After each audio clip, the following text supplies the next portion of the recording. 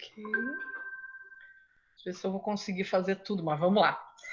Então, excelente tarde a todo mundo. Sejam muito bem-vindos, bem-vindas. Vou tentar, então, compartilhar aqui a nossa reunião. Vamos ver.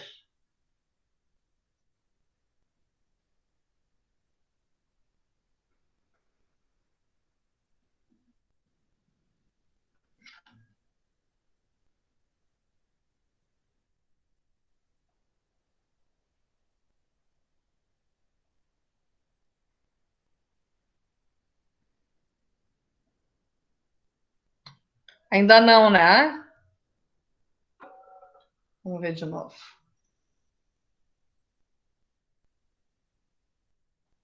Agora sim.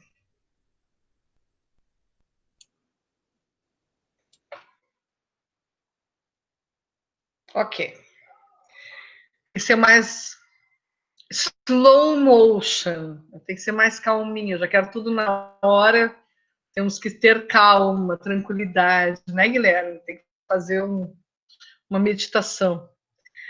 Amados, sejam muitíssimo bem-vindos, bem-vindas neste sábado, que a gente está aqui novamente. Estamos com 29 pessoas, é um sucesso absoluto o grupo. E quero dizer para vocês assim que, apesar de tudo, as coisas estão andando, né? E eu acho que é um momento de muita produção, né?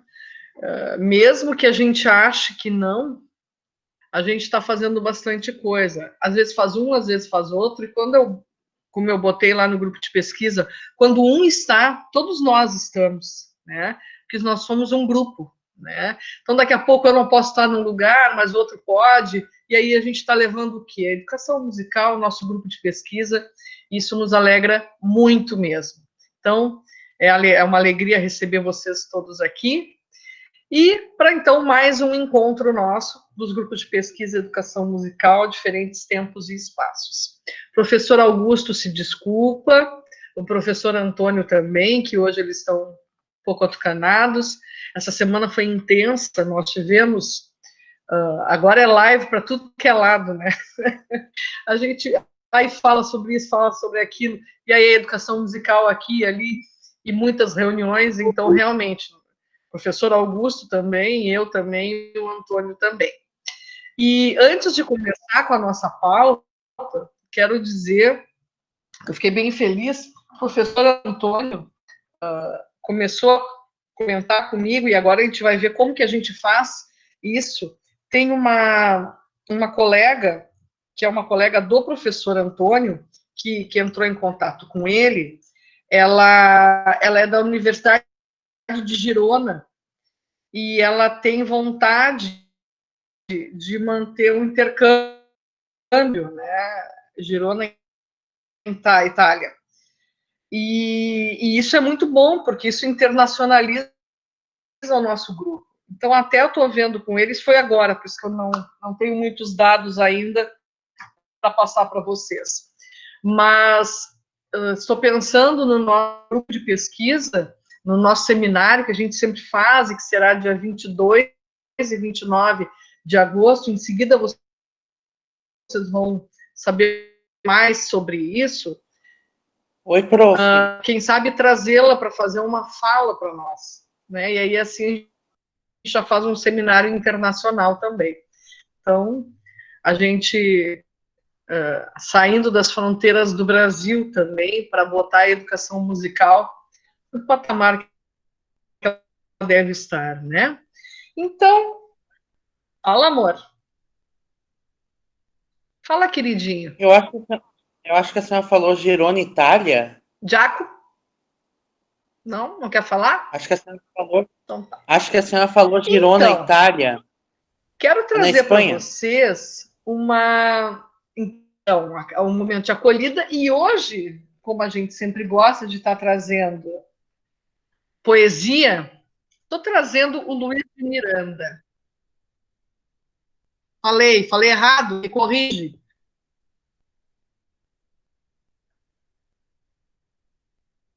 Sim, Muito bem, muito obrigada. Ótimo, Diácono. O Diácono é o meu João Grilo. Ele me ajuda. Obrigada, Diácono. Então, olha só.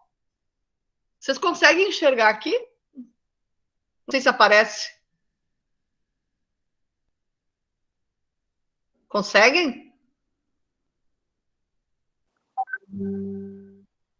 Que se chama Porto Alegre, Roteiro da Paixão. Estou trazendo, então, o Luiz de Miranda para nós, nesse primeiro nosso momento das leituras, e quero mostrar a imagem dele para vocês. Ótimo. O Luiz de Miranda, ele é vivo ainda, ele nasceu em Uruguaiana, em 1945.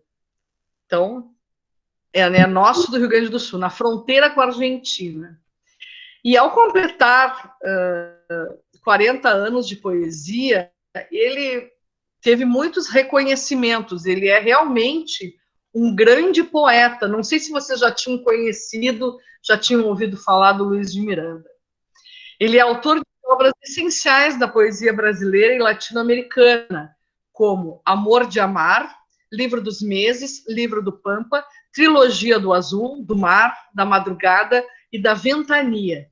Nunca mais seremos os mesmos, Trilogia da Casa de Deus, Poesia Reunida e muito mais. Ele tem mais de 3.000 poemas. É, assim, uma produção maravilhosa. E eu tenho alguns comentários sobre ele. Por exemplo, Moacir Scliar, lá em 1985, falou o seguinte sobre a obra do Luiz de Miranda. Nesta cidade vive outra cidade, diz Luiz de Miranda. E é esta outra Porto Alegre que ele nos convida a descobrir. Um convite irresistível. Primeiro, porque feito com paixão. Segundo, porque feito com arte.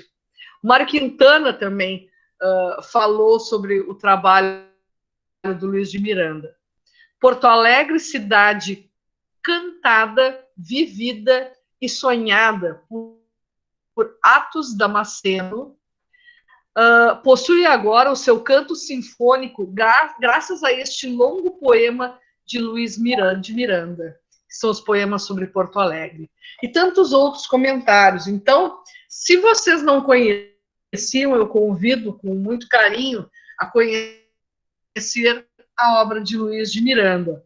Este, que eu mostrei aqui para vocês, que é da editora da cidade, a editora de Porto Alegre, né, foi patrocinado pelo Instituto Estadual do Livro, tem alguns dos poemas dele. E eu vou compartilhar com vocês, então, este, que é o 18º.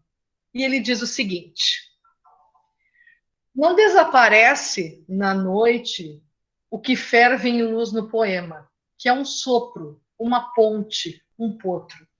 O verbo intransitivo de nossas veias, o que a memória escreve ao sul do coração, a força natural de amar, o secreto dormir das frutas dentro da vida, a porcelana branca de nossa fome.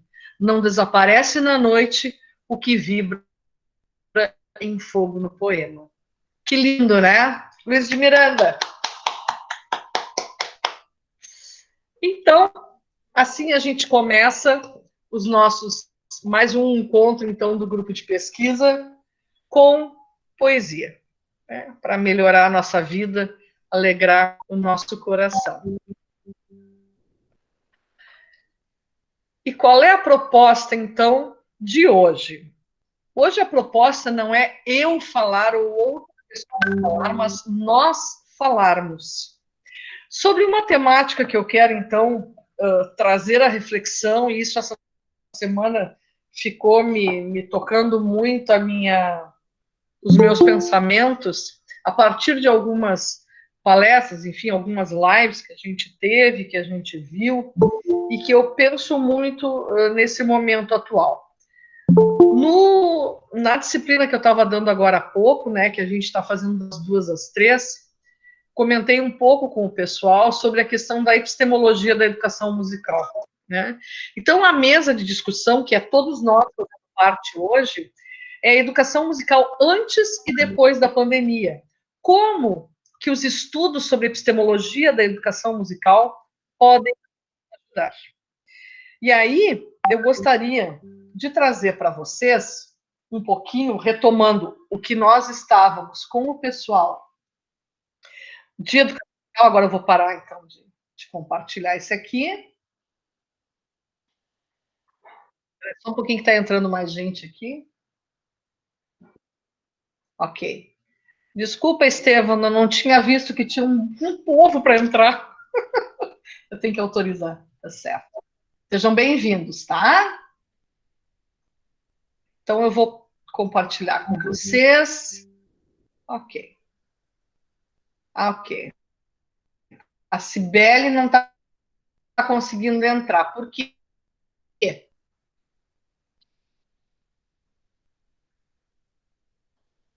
Fábio, passa para a Cibele o código. Não sei se eu não autorizei ou o que houve. Tá? Consegue, Fábio? Ligar. Consigo sim, vou mandar para ela. Vamos ver se vai.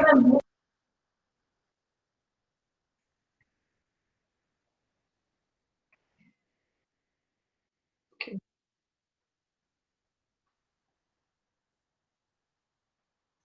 Ok. Vamos ver se vai. Para a gente começar a discutir.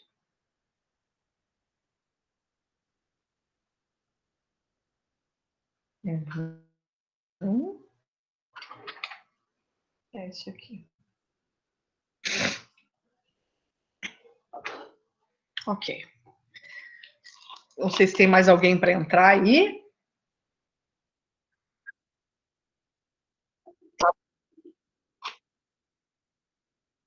Tá. Fábio, ela conseguiu a Cibele? O link? Tá? Na verdade, eu procurei ela porque o número dela não tem nome. Eu não tenho o número dela.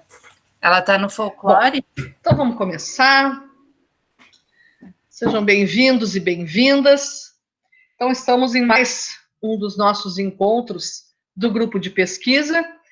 Fizemos já a nossa parte introdutória inicial, trazendo, então, poesia do Luiz de Miranda, e agora entrando no nosso assunto especificamente, que eu gostaria, então...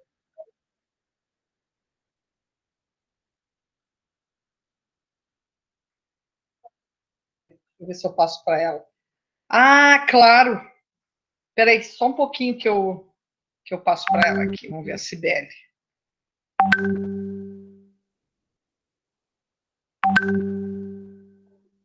Só um pouquinho. Oi, Cibele, tenta esse, tá? Vamos ver se dá. Ok. Daqui a pouco ela deve entrar. Ok. Acho que ela não estava em nenhum grupo, por isso que ela não conseguiu entrar. Ok. Muito bem. Então vamos lá. O que eu estou fazendo aqui para vocês, para o pessoal do grupo de pesquisa, e a gente começou um pouquinho vendo isso em metodologias em educação musical, que é a disciplina que eu estava dando agora das 2 às 3, mas eu estou aproveitando isso aqui e eu quero depois abrir para os nossos comentários, tá? Que a ideia agora é refletir sobre isso, o que a gente consegue trabalhar nessa perspectiva atual de pandemia e como é que a gente trabalhava antes e como é que o entendimento da epistemologia da educação musical, tendo em vista os usos e funções da música, pode contribuir com a educação musical nesse momento. Então, olha só, estou trazendo alguns elementos aqui que são da educação musical, né? Então, é um campo de conhecimento. Isso é uma defesa que a gente faz da educação musical como campo de conhecimento. A gente faz isso a partir de vários teóricos. Vocês vejam ali que a gente tem vários teóricos da educação musical, o Albaré, a Carbone, Dalla Riva. Nós temos um grande contingente de pensadores na Itália, tá? Italianos italianos que contribuem muito, e também alemães. Tá? E aqui no Brasil também. Então, a gente vai ter esses italianos, nós vamos ter Kramer, que também contribui, nós teremos a professora Josamara Souza e tantos outros que deram continuidade a isso. Né? Então, o que diz ali? A educação musical como campo de conhecimento tem sido objeto de estudo de diversos pesquisadores com vistas a delimitar a área e a debater... Só um pouquinho, gente. Quem sabe a Cibele não está conseguindo. Por que ela não está conseguindo? Todos vocês copiaram e colaram o link, correto?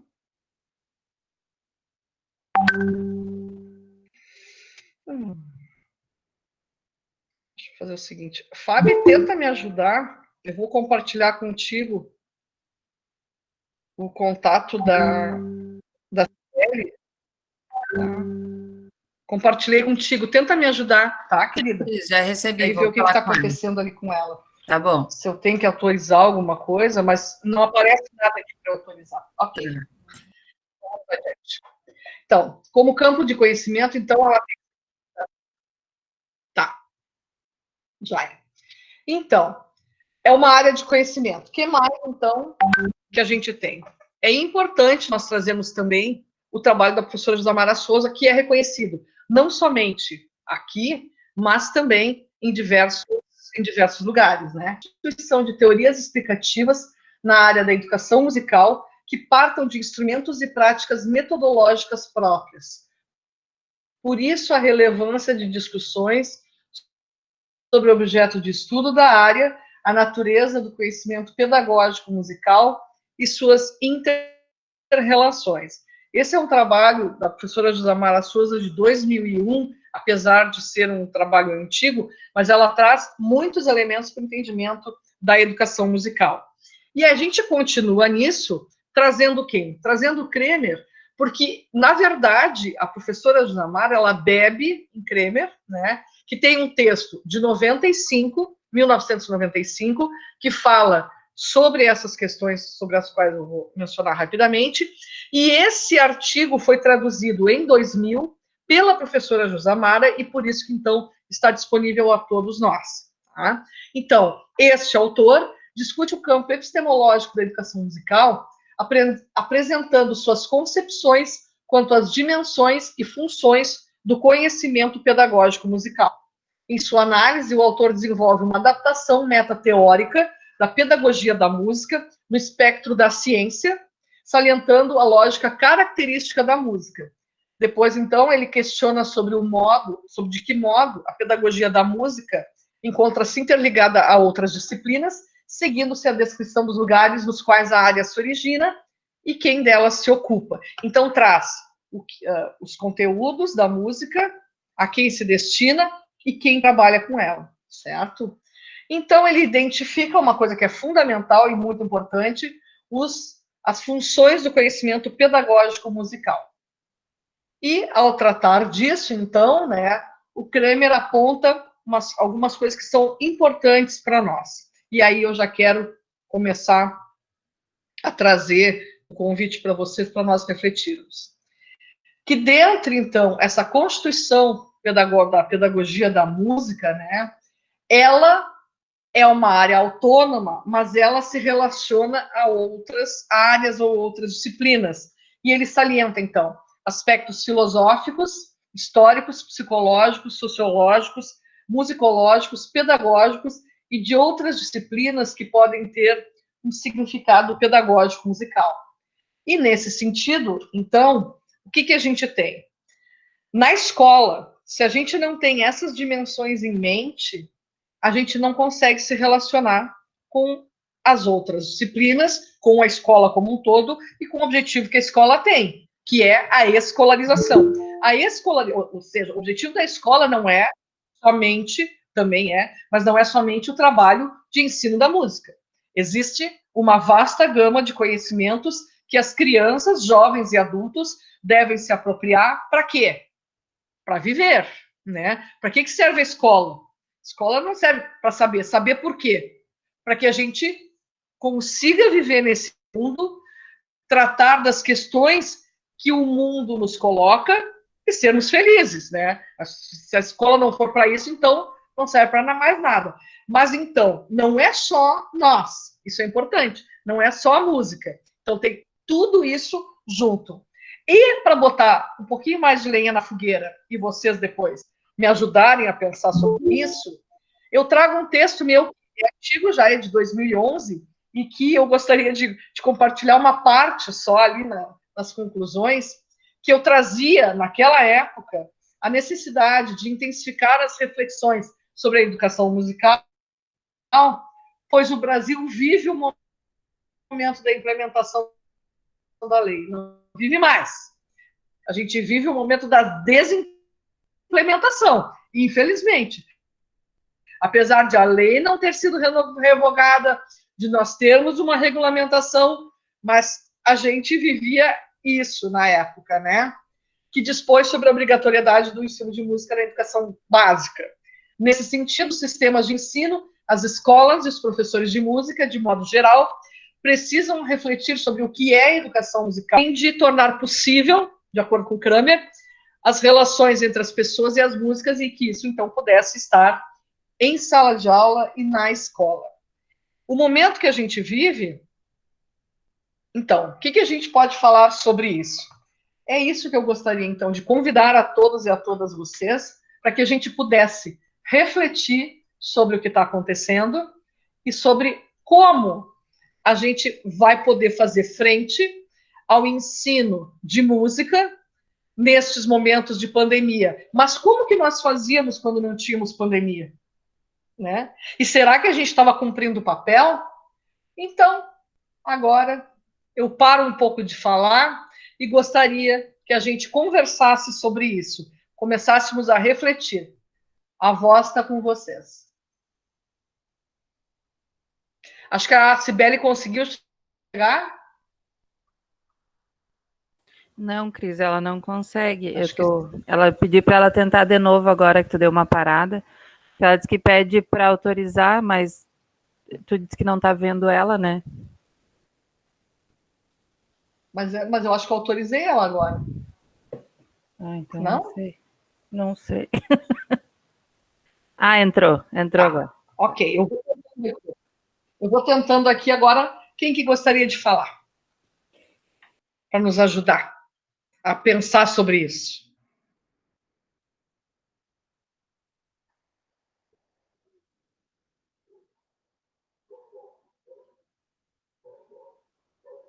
Um de cada vez, né? Um de cada vez para não dar confusão, né, prof?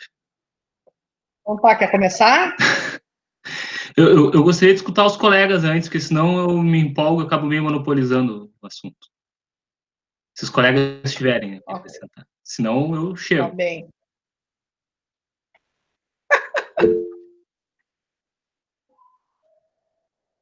Cibele entrou, graças a Deus. Desculpa, Cibele, que eu estava aqui assobiando, chupando cana. Então eu estava aqui, não sabia se eu autorizava, se eu acho que eu te neguei, deve ter sido isso que eu fiz. Desculpa. Ok, então vamos lá. Então começa, se tu estiver falando muito, Estevão, eu te corto. Começa então para dar vontade do pessoal falar.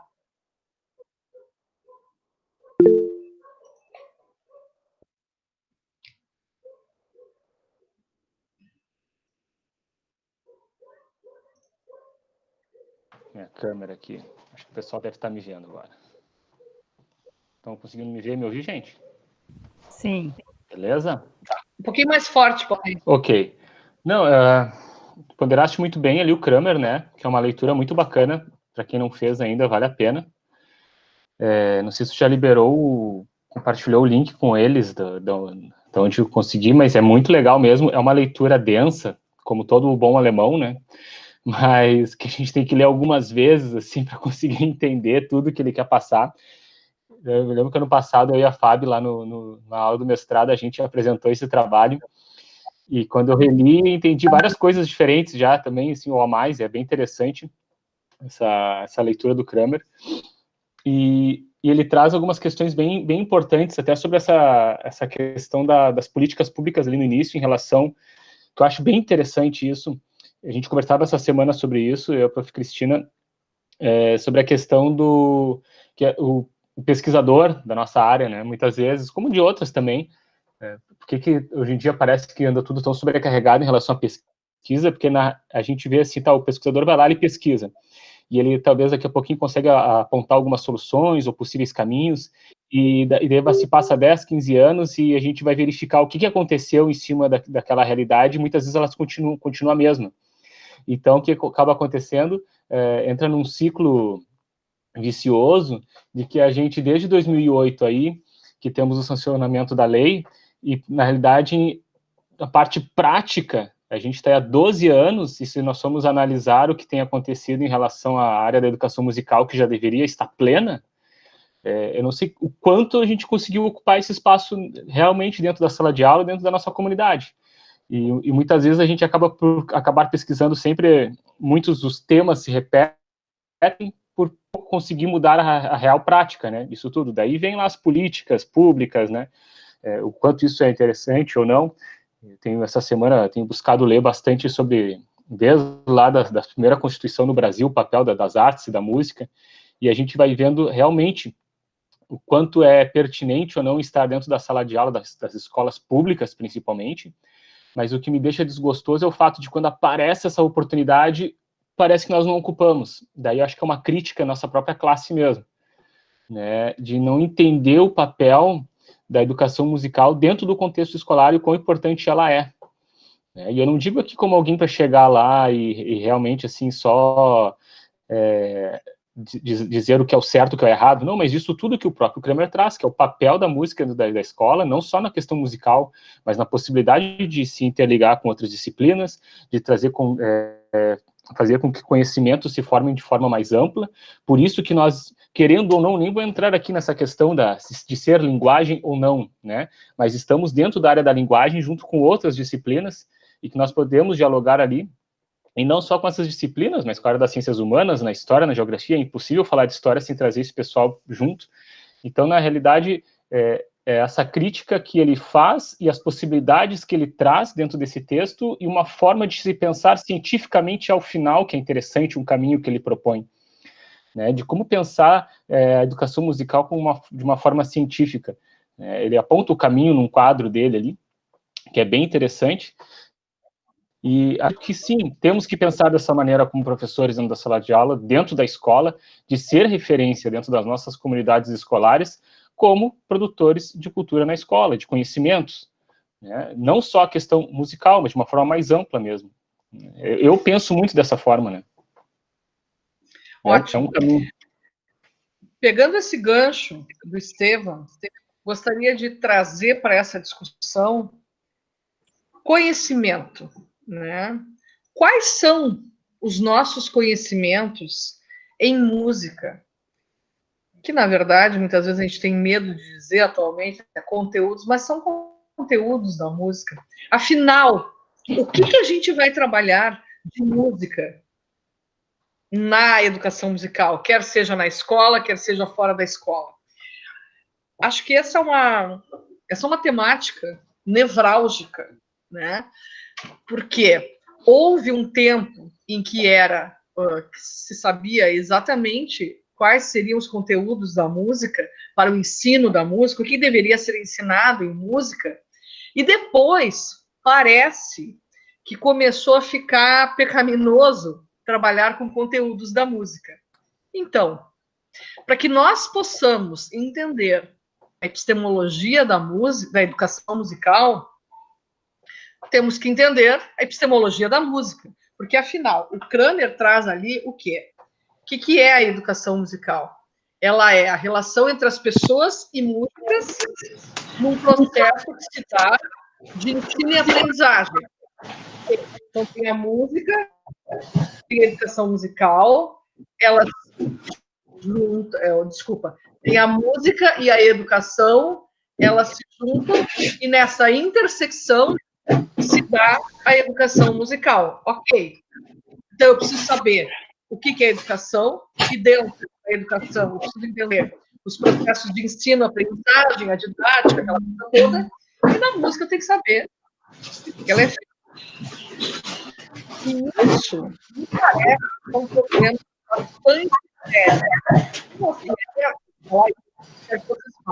Vou mostrar para vocês um livro que eu tenho aqui. Cavalo. Eu não sei que a Abby ou alguém. Eu não sei se consegue enxergar.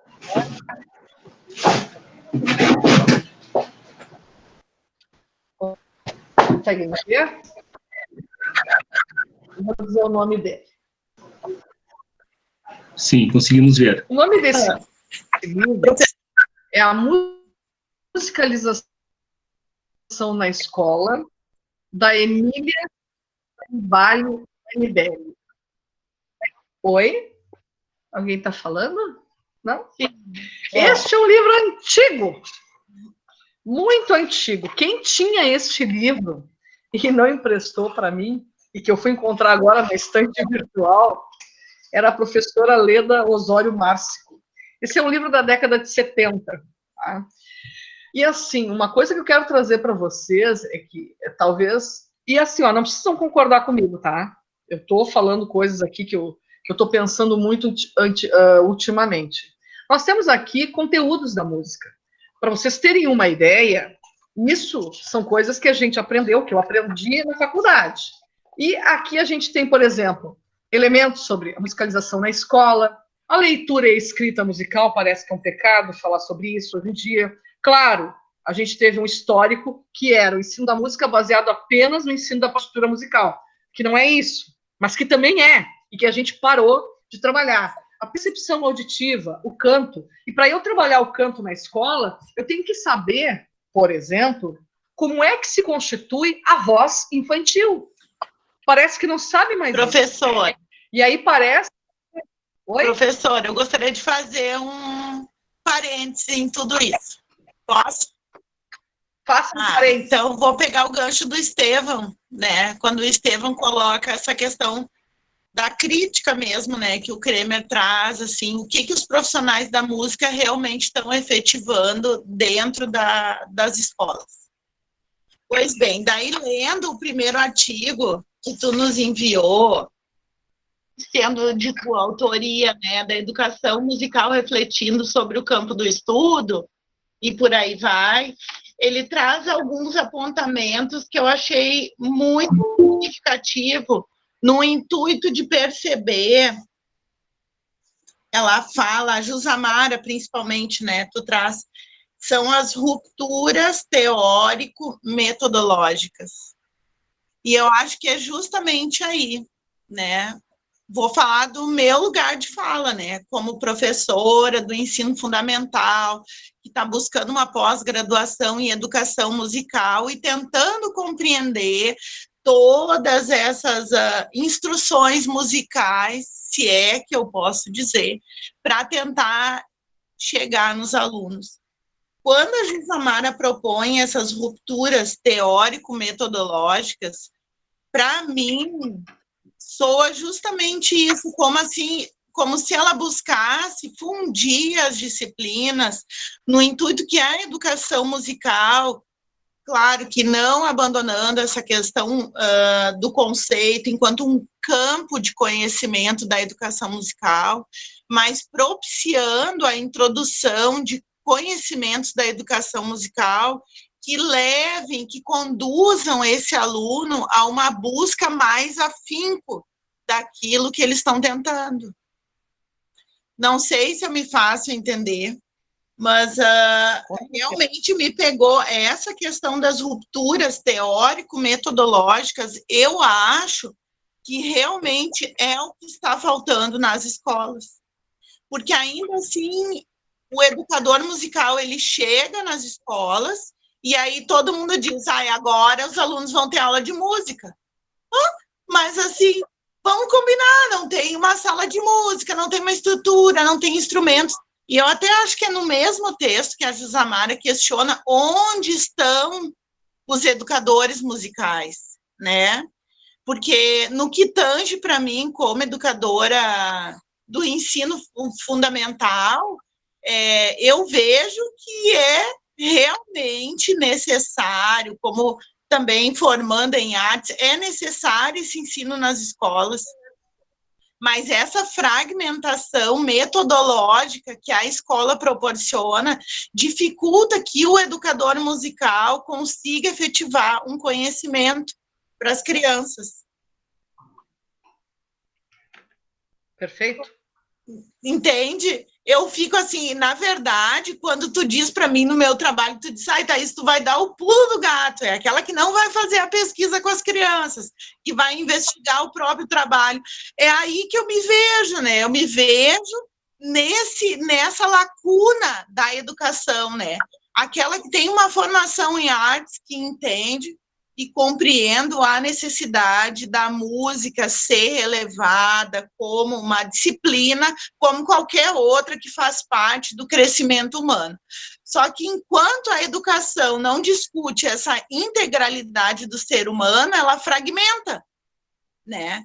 E eu vejo que esse momento que a gente está de ensino remoto, a crise que a educação vive nesse momento é justamente pelo fato da fragmentação e não pela interação das disciplinas.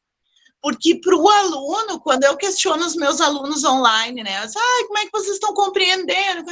Ai, prof, é tão difícil não poder te perguntar. Então, assim, ó, a gente está agora em outro patamar. Se a gente tivesse resolvido essas questões, como o Estevão mesmo disse, fazem 12 anos da aprovação dessa lei, a gente não conseguiu efetivar nas escolas, sabe? O que foi? Foi a política pública que falhou, foi a gestão pública que falhou no âmbito municipal, que não efetivou isso, mas, enfim, aconteceu e o momento é esse. Então, quando a Jusamara traz essa questão da ruptura teórico-metodológica, eu acho que ela nos traz isso, de que a prática da educação musical ela tem que se efetivar a partir da vivência escolar, né? Aí eu deixo para vocês, vamos discutir. Muito bom, excelente. Alguém quer contribuir? Muito bom. Oi, eu. Muito bom. Tudo bom? Oi, prof. Fala, Oi, gente. Tá me ouvindo bem? Minha internet tá meio ruim. Tá bom. Eu tô até com a câmera desligada para não dar problema. Eu queria pegar um gancho do que foi falado inicialmente sobre o Kremer, né, que acho que foi o Estevão que falou que é uma leitura longa e complexa, e comentar como essa leitura, essas 3, 4 leituras que provavelmente vão ter que ser feitas, né, eu pelo menos li 3, 4 vezes até começar a entender mais ou menos. Como essa leitura nos dá subsídio para trabalhar educação musical, com várias áreas do conhecimento. Por exemplo, eu tive a oportunidade de fazer algumas pesquisas que envolveram o Kremer, e só para falar um pouco das temáticas, como elas são diferentes. A primeira foi com relação ao PIBID, ao Kremer, sobre como a educação musical estava presente no programa de iniciação à docência. Depois eu tentei fazer um TCC baseado em outras experiências, e o Kremer estava aí presente também. E agora a gente está fazendo uma outra pesquisa que ela é bem burocrática, digamos assim, que eu posso até mostrar uns resultados para vocês, que é acerca de como a música vem se implementando no Conselho de Educação de Porto Alegre. E só para comentar o que foi falado antes ali também, que não é que ela não esteja, não é que tenha falhado na implementação, é que é um processo que demora alguns anos, sabe? Ele tem até o Bowie e Bowie que falam disso, que como funciona a implementação das leis e como elas, né, vão se implementando ao longo dos anos de acordo com a política, mas enfim. O que eu estava falando do Kremer era que, mesmo nessa pesquisa toda burocrática, ele ainda nos dá subsídios, então ele vai te dar subsídios para trabalhar aspectos históricos, ou aspectos específicos da escola, como os filosóficos, os sociológicos, né, específicos do contexto. Então, eu só queria comentar mesmo como é importante e como o Kremer, ele acaba, eu acho que com uma leitura, né, em cima do Kremer bem extensa, ele vai acabar solucionando também algumas questões sobre como inserir de fato a música através dessa divisão tão grande de disciplinas, porque o Kremer, ele deixa mais fácil, por dividir e conseguir inserir a música em tantas áreas, ele acaba deixando mais fácil para a gente trabalhar com ela, sabe, e não mais difícil. E, claro, é uma particularidade, tem seus prós e contras, né, mas era basicamente isso que eu queria comentar só. Ótimo, Guilherme, muito obrigada. E assim, nesse sentido, pegando o teu gancho, pegando o gancho do Estevam, e também indo ao encontro da solicitação, acho que foi da Tiziana, para eu falar um pouquinho mais sobre a questão do conteúdo, acho que alguns aspectos são importantes de nós refletirmos. Eu tenho pensado muito ultimamente mesmo, assim, a gente faz pesquisa e começa assim a pesquisar e a gente vê os avanços e os recuos que a gente tem, e o que nos traz o Kramer, eu acho que talvez a gente tenha que entender mais aprofundadamente no que realmente seja a educação musical, e aí eu quero fazer a conexão com a questão dos conteúdos. O que é a música? O que faz parte da música? Isso é extremamente importante que nós... Aí, assim, ó, a minha fala agora, nesse momento, é para professores de música, tá? Mas eu não estou excluindo quem não é da música. Mas para professores de música é extremamente importante que nós saibamos do que se constitui a nossa área, primeiramente. Para tanto, antes de sermos professores de música, temos de ser musicistas. O que eu quero dizer com isso? Não que nós tenhamos que ser virtuosos no instrumento ou no conhecimento da música, não é? Mas que nós temos que conhecer do que se constitui a nossa área. Bom, quais são os conteúdos da música? E aí a gente volta lá, e eu não vou dizer aqui quais são, mas altura, intensidade, timbre, não é a duração que a gente estudou lá no início, quando começamos a aprender música. Então, como a gente aprendeu música, e são esses os conteúdos, aí depois tem um outro aprendizado, que muitas vezes ele é concomitante, não estou dizendo que vem muito depois, mas que é, tudo bem, esses são os conteúdos da música. Como eu vou ensiná-los? Isso é a didática. O que me parece? Que ao longo dos anos, e aí não precisa concordar comigo, eu estou botando lenha na fogueira, porque eu quero começar a discutir com você sobre isso, porque talvez possa ser aí que nós tenhamos largado um pouco e que venha na consequência do que nós estamos vivendo hoje em dia, de um desfazimento da nossa área. Se nós sabermos quais são os conteúdos de nossa área, a gente vai, então, aprender como ensiná-los. Muitas vezes a gente aprende a como ensiná-los e não sabe o que ensinar. E aí começa uma profusão de atividades, de, sei lá, de cantar, ou mesmo assim, aí a gente inclui toda a sorte, eu não quero nomear nada aqui em especial, mas toda a sorte de entrada da vida, do conteúdo experiencial dos alunos, e eu acredito na importância disso, no ensino e tudo, muito bem. Mas, o que tem de música? O que eu quero que eles saibam no final? Vou dar um exemplo para vocês. Quando eu dava aula na sala de aula, eu trabalhava com escola com 40 crianças na turma, era isso, não era oficina. Eu também trabalhei com oficina, mas basicamente meu trabalho foi em sala de aula. E eu queria ensinar para eles, por exemplo, forma musical, que é um conteúdo da música. E aí, como é que eu... trazia várias músicas, trazia música do cotidiano, trazia funk, trazia tudo. Mas no final eu sabia que eu queria que eles entendessem o que é a forma binária, ternária, rondó, por exemplo. Tá? Bom, isso é conteúdo da música, eu tenho que saber o que é isso. E aí, o que eu vejo? E aí não estou generalizando, mas o que eu vejo? Uma série de atividades ou de fazeções de coisa, de música, que a gente não consegue no final, entendi o que é a altura do som, entendi o que é a duração. Vocês entendem o que eu estou querendo dizer? O conteúdo da música ele é fundamental. E se eu não sei qual é o conteúdo da música, eu não consigo me relacionar com os outros. Portanto, o que acontece? A interdisciplinaridade que tanto se fala, a transdisciplinaridade, a polidisciplinaridade, porque até esses termos tem, eu não consigo fazer se eu não sei o quê? A disciplinaridade, ou seja, a minha área. Eu tenho que saber o que é música. Saber, aí eu vou depois aprender quais são essas práticas que eu posso fazer esse ensino. E aí, o que me parece? E isso é uma falha na universidade, minha gente. E eu estou aqui também fazendo meia-culpa.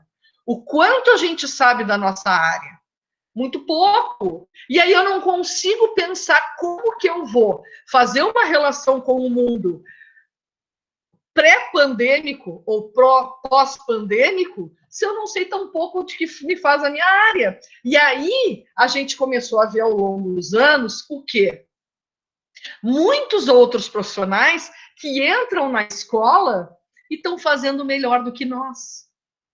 Estamos falando entre nós, né? Prof, depois quero falar. A gente tem que falar sobre isso, gente. Porque a gente tem que avançar. Não está tudo certo. E aí, então, estou falando de conteúdo, estou falando da relação com as outras áreas do conhecimento, estou falando em disciplinaridade, transdisciplinaridade, interdisciplinaridade, polidisciplinaridade, e estou falando também, e aí quero pegar o gancho da Thaís, na pergunta que ela faz. O que está acontecendo? São as políticas públicas? Eu vou dizer uma coisa horrível. Me desculpem, a culpa é nossa. Nós largamos a nossa área. E se a gente não sabe, não é a política pública que vai ajudar. Eu vou dizer porque eu tenho uma experiência nisso. Eu trabalhei na rede municipal para a implementação dos centros musicais, por exemplo, que desde 2008 a gente tem a lei. O que começou a acontecer? Problemas de ensino. Muitas vezes, gente, não é geral, mas eu tive muitos pedidos de direções de escola para tirar professor ou professora de música porque não estava ajudando na escola. Estava causando um grande problema, o que é lamentável, com certeza, Graça. Então, assim, o que está acontecendo? Quando a gente consegue entrar, e a gente conseguiu, gente, claro, em alguns melhores ou não, o que a gente faz? Aí é um processo, aí é um problema o quê? Do conteúdo da música e de saber trabalhar aquele conteúdo da música. Nós não estamos sabendo fazer isso. Eu acho que nesse contexto, pegando o que o Estevão fez, já vou parar de falar para vocês me contraporem, enfim, eu não quero que a gente concorde aqui, tá? Eu quero que a gente brigue. É bom brigar nesse sentido, assim, porque a gente avança. Aí o Estevão trouxe o Stephen Bowie e a Gold, abordagem do ciclo de políticas. E aí, o que a gente tem ali? A gente tem o contexto da influência, do texto político, da prática, depois dos resultados e da articulação política. O que a gente tem? O contexto do texto está lá, nós temos a lei. Aí o contexto da prática, entre os professores. Beleza, o que vão fazer em sala de aula? Isso resulta, que são esses resultados que eu já vivi isso. Aí o que acontece? O desfazimento. Se vocês olharem nos editais do PIBID e da residência pedagógica, por exemplo, vocês não veem as artes específicas. Vocês têm artes em geral, não tem música, não tem artes visuais, não tem teatro, não tem dança. Tá? Artes novamente. E isso é muito sério. Muito sério. Por quê? Porque houve esse contexto aí da prática que a gente tem que ver o que está acontecendo, que as direções não estão entendendo, e aí acaba voltando tudo de novo. Eu estou falando muito en passant, isso é uma coisa que eu tenho pensado muito, eu quero começar a escrever sobre isso, e que não vai ser muito bom isso que eu vou estar escrevendo, porque agora eu acho que chegou o momento que nós vamos ter que olhar para nós e ver a prática que a gente está fazendo e o porquê que isso está reverberando em retrocessos na política pública. Temos problemas na política pública enormes. Não estou defendendo absolutamente, mas o que eu quero dizer para nós é que até então nós nunca fizemos um meia-culpa do que está acontecendo. Posso estar errado também. Acho que uma pesquisa tem que ser feita para isso. Estou só fazendo assim, trazendo para vocês alguns pensamentos que eu tenho tido, certo? E vamos lá, me contraponham, por favor. Prof. Fala, querida. Eu estava refletindo aqui com alguns colegas, inclusive, venho conversando sobre isso, porque a senhora disse, né, o licenciado em música tem o conhecimento do que é preciso ser trabalhado, né, mas às vezes talvez falte um pouco da didática. Aí a gente entra na minha área, que é pedagogia, por exemplo, em que a gente tem a didática, mas nos falta um pouco, ou todo, o conhecimento para trabalhar com isso, né? Aí muitas vezes a música está presente na escola através destes outros professores que não são os licenciados, por uma série de motivos que a gente sabe quais são, os poucos concursos para a área, às vezes a pouca procura desse licenciado em música para trabalhar na educação básica por motivos óbvios, uma série de coisas, né? E só que às vezes a gente entra numa noia, nem sei se é essa a palavra certa, eu acho que isso é mal de quem reflete, né? Aquela questão de que assim, bom, tá, então quais são os conhecimentos que têm que ser trabalhados em música, né? Quais são os conteúdos, o que me habilita, então, para trabalhar com música se eu não sou um licenciado em música, por exemplo, né? Eu tenho que ir atrás desses conteúdos, desses conhecimentos, para, de fato, estar apta para trabalhar com isso. Aí me pego refletindo e pensando, né? Porque quem não é da área específica da música, imagino que em algum momento se depare com isso, né? Será que a gente está contribuindo ou a gente não está contribuindo para tudo isso que a gente fala dessa defesa da educação musical, né, na escola? E aí eu fico pensando, a gente tem a nossa pós em educação musical para professores de educação básica, mas me peguei pensando qual é a função, por que então de ter pessoas de outras áreas que não a música nessa pós, a partir do momento que essas pessoas não têm a formação nos conteúdos específicos, às vezes têm vivências musicais ou têm vivências de outras áreas, correu atrás dessa vivência numa perspectiva de autoformação, mas então o que a gente está fazendo nessa pós-graduação não é uma crítica pós, é só uma reflexão, aqueles devaneios que a gente tem de vez em quando, e aí às vezes, tipo assim, ó, eu me pego pensando, às vezes nisso eu penso, várias pessoas já devem ter se sentido assim também, eu não vou fazer mais nada, eu vou lá excluir minha página, eu não sou nem autorizada a estar falando sobre isso, e começa a refletir um monte de coisa, dar uma viajada e não quero fazer mais nada, sabe? Mas ao mesmo tempo, existe a motivação, que eu acho que já é algo muito importante, né? Porque trabalhar com educação básica tem que ter motivação, tem que ter algo maior que te motive a fazer isso diante de tanta coisa que a gente vê por aí. E também tem a questão, claro, que a gente tem que ter também uma autoformação, a gente tem que ir atrás do que a gente não sabe, procurar ter essa formação, porque ao menos na universidade que eu me formei, a FURG lá em Rio Grande, nós não tínhamos nem cadeiras que tratassem de educação musical de nenhuma forma. Então é totalmente uma autoformação nesse sentido. Mas eu trouxe essa reflexão porque, assim, às vezes parece, será que foi aprovada a Lei 11.769 lá em 2008, agora já, né, houveram alterações e tudo, e aí se discutiu um monte esse assunto, né, mas acabou sendo que meio que uma ideia de vamos formar os pedagogos e os outros professores para dar conta disso, visto que é obrigatório. Mas aí, ao mesmo tempo, parece que deslegitima, seria essa palavra, né, toda essa defesa que está se fazendo. Aí eu me vejo nesse paradoxo, sabe? Fico pensando qual é o papel, então, desses outros profissionais, esses professores de outras áreas com relação a isso, sabe? Momento devaneio. Muito bom, muito bom. Que bom que tu falas isso, porque aí me ajuda. Eu vou fazer uma pequena fala e depois vou pedir a ajuda do Estevam, que eu acho que pode ajudar também em umas leituras que ele está fazendo. Afinal de contas, então, por que eu estou fazendo? Dar um tiro na cabeça, eu vou me embora, né? Não, não é isso.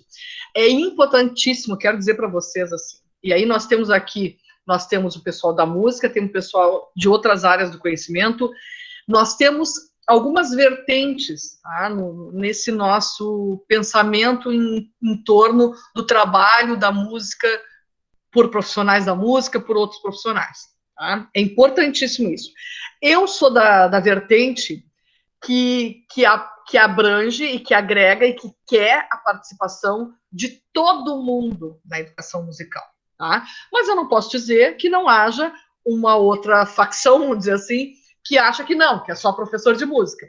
Mas eu quero dizer que esse grupo que entende a importância de outros profissionais que não são da música, mas que gostam de música, que estão procurando se inteirar sobre música, de trabalhar com música, é extremamente importante. Por quê? Vários são os motivos para isso. Até a Dani fez comigo pesquisa sobre isso também, sobre quais são os profissionais, quantos são os profissionais que estão trabalhando com música nas escolas. o número é muito ínfimo. São poucas pessoas. Então, o que acontece? É importante que nós tenhamos outros profissionais de outras áreas que, principalmente, gostem de música, queiram trabalhar com música e não que sejam impostos a isso, porque também isso acontece, que trabalhem com música. Por quê? Porque existe um princípio básico, que é o direito. As nossas crianças, jovens e adultos na escola têm o direito de ter música, de aprender música e de ter a música na sua vida. O conhecimento da música, ele é extremamente importante. Se não fosse, não comporia uma das 7 artes liberais já na época da antiguidade clássica. Estava ali a música, né? Então, nesse sentido, é muito importante democratizar esse acesso à música a todo mundo. E mesmo que, eu não quero dizer que os profissionais de outras áreas só poderão ou só devem trabalhar se não tiver professor de música na escola. Não. É importante que as crianças também tenham um outro contato com a música, com outros profissionais que não os da música, porque esses outros profissionais trazem uma outra forma de escutar, de vivenciar a música, e é rico. Quanto maior for a diversidade que nós tivermos, muito melhor para as nossas crianças, jovens e adultos aprenderem. E eu também quero, com certeza, a presença de professores de música na escola. Então, imaginem, os professores que são da música, os professores de outras áreas do conhecimento, que também trabalhem com a música, o quanto mais rica a nossa escola será. Então, esse é o meu posicionamento, tá? Mas acho que é importante também os professores de música, e não quero em nenhum momento dizer que os outros professores de outras áreas não possam e não devam trabalhar. Para tanto, é importante esse aprimoramento. E para isso mesmo que a gente oportuniza a especialização em educação musical para professores de música e de outras áreas, e vocês estão juntos, né? Porque é junto que a gente aprende, não é separado. E nesse sentido, eu já dou um gancho, se o Estevão se sentir tranquilo, enfim, para falar sobre as leituras que ele trazia, que ele está trazendo para o mestrado dele, tem trazido uma realidade do nosso Brasil que é muito interessante, e que lá nos primórdios nós tivemos muito o pessoal, por exemplo, do chamado normal, né, que tinha no seu ensino, naquele que seria hoje o curso de pedagogia, mas que era chamado de normal, eles tinham a música ali. Eles aprendiam a música e esse pessoal trabalhava com música nas escolas. E o conhecimento de música era um conhecimento aprofundado, era da teoria da música, né? Não sei se tu gostaria de falar sobre isso, Estevão. Posso sim, claro. Deixa eu conectar o fone aqui que fica melhor o áudio para não dar vazamento.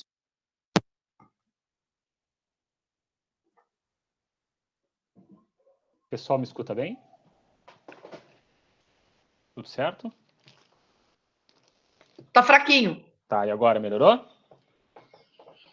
Melhorou? Sim. Tá. Eu tenho feito uma pesquisa em relação aos marcos das leis, né? Do século XIX ali. Sim. Desde o período do Império, tenho lido constituições, decretos, leis, então tenho feito uma varredura bem extensa, mas muito interessante, sobre o papel das artes dentro da formação tanto dos estudantes quanto dos professores. E é interessante, porque em 1824, na primeira Constituição que nós tivemos ali, então já era o Dom Pedro I, né, o nosso imperador, aparecia como uma das disciplinas do currículo da escola pública, né, que era dividida ali em escolas de segundo grau e primeiro grau, sendo que esse segundo grau era invertido, né, o segundo grau era aqueles que tinham acesso ao primeiro momento na escola, e o primeiro grau seria aqueles que fossem para uma espécie de primeira classe, né, então tu teria que passar ali por uma questão básica de conteúdos para te ir para a primeira classe, o primeiro grau, né, e então, mas o que é interessante com o passar do tempo ali, que o segundo grau, né, tu teria que fazer entre 5 e 15 anos, não era obrigatório, né? Existia ali quem não poderia participar da escola, né? E entre eles, claro, tinha a questão dos escravos, né? Mas tu tinha entre 5 e 15 anos para ir para a escola, não era obrigado a ir à escola e nem quando ingressasse continuar e terminar o currículo. O que acabava acontecendo é que os alunos chegavam ali com 13, 14 anos, na sua grande maioria, para ir para a escola, aprender o básico de ler e escrever, e de soma, subtração, depois acabava saindo para ajudar os pais na lavoura. E o conteúdo das artes acabava sendo oferecido para quem era do primeiro grau, ou seja, aqueles que haviam passado pelo segundo ali, na segunda classe, para o primeiro. Acabava acontecendo, primeiro que a gente pode fazer duas leituras aqui, né, que o primeiro que o ensino de música é considerado um currículo difícil, ou seja, não era para criança, não era para jovens, não era para adolescentes, e sim para pessoas já quase adultas, e que deveria ter um pré-conhecimento de questões básicas de escrita, de matemática, para te poder compreender, e faz sentido, né, com o passar da história, porque essa questão da música está dentro da área da linguagem, é uma questão nova, atual, já teve em outras partes do conhecimento. Só relembrando, né, a música, na época da antiguidade, quando ela fazia parte das 7 artes liberais, ela fazia parte das exatas, né, hoje em dia a gente chamaria assim, e seria o quadrivium, e tinha a matemática, que era a teoria dos números, e a música, que era a aplicação da teoria dos números, para vocês terem uma ideia, né? Faz todo sentido, né? Se a gente pegar historicamente como surgiu ali as notas com Pitágoras, tudo, né? Que as notas musicais é uma coisa da Idade Média, né? No início era só frações, né? Então, a partir do monocorde ali, mas isso é um papo para um outro chimarrão, né? Vamos seguir aqui, senão a gente vai longe. Então, eu tô comendo aqui. Tudo certo. O que é interessante a gente analisar isso, então, que a música, na realidade, ela só passou a ser currículo obrigatório, tá? Obrigatório para todos em 1890, tá? Então teve vários decretos, leis, tudo ali. Em 1854 teve ali também, de novo, música no currículo, não mais artes, música, mas continuava sendo só para os estudantes mais velhos. Quem é que acabava tendo esse ensino de músicas com contato mais velhos? Era quem podia só estudar, né? Então aquele que tinha que ficar lá ajudando o pai e a mãe na lavoura ou cuidar em casa, acabava não tendo essa oportunidade de estar estudando artes, né? E música aqui especificamente. E isso acabou acontecendo só em 1890, tá? E trago o quê? Que daí já tinha ali a dita escolas normais, como era chamado o Centro de Formação de Professores. Tá? Então, esse era o nome que se recebia, né? Como se fosse a faculdade de pedagogia hoje em dia. E para te dar aula, então, na escola pública, tu era obrigatório a ter estudado nas escolas normais, as escolas que formavam os professores. E qual era um dos componentes curriculares dessas escolas normais? Música. Né? Então, tu acabava tendo conhecimento de música para te poder trabalhar música tanto com os pequenos quanto com os maiores. Foi a primeira vez isso que acabou abrindo esse espaço, e acho que até, se a gente conseguir fazer essa análise histórica assim, mais ampla, que começou daí a preparar o campo para a implementação do canto orfeônico ali, depois com o Vila Lobos, né, a nível nacional. Né? Foi dessa forma que eu acho que começou. Veio o Vila Lobos ali, trouxe toda aquela implementação do canto orfeônico, desde as crianças, com as questões folclóricas, né, a música com uma questão de fazer uma oportunidade de trabalhar questões nacionais, de identidade de folclore e tudo, que é muito interessante. Mas fica a gente olhando, analisando isso, porque as escolas particulares, na sua maioria, porque a gente está falando aqui de regulamentações de escolas públicas, né, e quando a gente fala assim, base nacional comum curricular, é uma base. Então, tipo, nada pode ser menos que aquilo, é uma base. Quando nós falamos educação básica, ou seja, é o básico, né? A gente tem que ter entendimento disso aí, tipo, o estudante que entrar na educação básica, quando ele se formar lá, ele tem que sair com esta base. É uma base, não quer dizer que ele não possa mais, né? É uma base, a base tem que sair com o mínimo disso. E o que acontece se nós analisarmos aqui, é que a maioria, aqui em Porto Alegre, trazendo agora para a minha análise de pesquisa aqui do mestrado, é que aonde se manteve, mesmo após a lei de 1971, quando não era mais obrigatório o ensino de música e das artes, foram as escolas particulares, né? Então, o que é interessante a gente analisar aqui, que acabava sendo que esse ensino de música e das artes em geral continuou sempre com o passar da história, aqueles 10% da população, né, que poderiam ter acesso a esse tipo de conhecimento. Então, quando temos uma lei novamente, aí, e isso é interessante a gente ver que de tempos em tempos nós temos aí, não dura 30 anos, né, uma uma LDB, como a gente diz hoje em dia, porque se tu fizer a análise ali desde 1824 até hoje, o que teve de reforma de tempo em tempo, é difícil a gente conseguir colher o fruto da que já se teve, né? Então isso aí é outra coisa também para se questionar e se pensar. Então é bem interessante a gente pensar dessa forma. Mas aproveitar essa lei independente, e sim, entendo que é um processo demorado para o Estado, não se teve mais tantos professores de música, em licenciatura, na formação, então sim, é importante vermos, entendermos que outros professores de outra área têm que estar ocupando, porque a gente não pode perder esse espaço, ele tem que ser ocupado, né?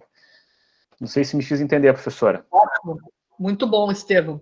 E está conosco também a Mariana Valim. Eu nem combinei nada com ela. Mas eu gostaria, não sei se a Mariana se sente à vontade para falar, mas ela tem alguns conhecimentos muito interessantes sobre isso. A gente estava num encontro agora, foi na quinta-feira, né, Mari? Amada, eu acho que tu poderias contribuir muito com a gente, porque tu também tem um conhecimento bem legal sobre isso. Sinta-se à vontade para falar. Sim, eu estava mesmo pensando sobre isso, né? Que eu estou investigando as legislações, né? E a questão da formação do professor dentro desse burburinho todo, né? De 96 até agora, até 2017, quando foi lançada a BNCC, né? Foi implementada, vamos dizer assim. Foram 11 leis, decretos, normativas, né? Que regem a música na escola, tanto em relação à arte, que é a música que está inserida, né?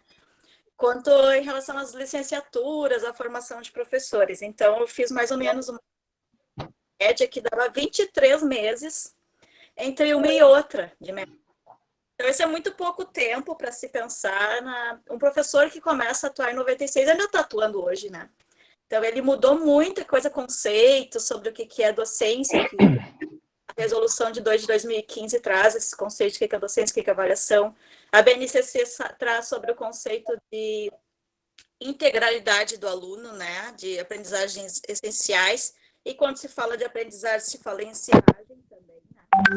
No momento que a gente diz o que se tem que aprender, se pensa também o que se tem que ensinar. E antes vocês falando sobre a Carol, que falou que ela é pedagoga, eu também sou pedagoga, né? Depois eu fui buscar formação em música, e eu vejo muito isso, e estudando a BNCC, ela traz de duas formas, né?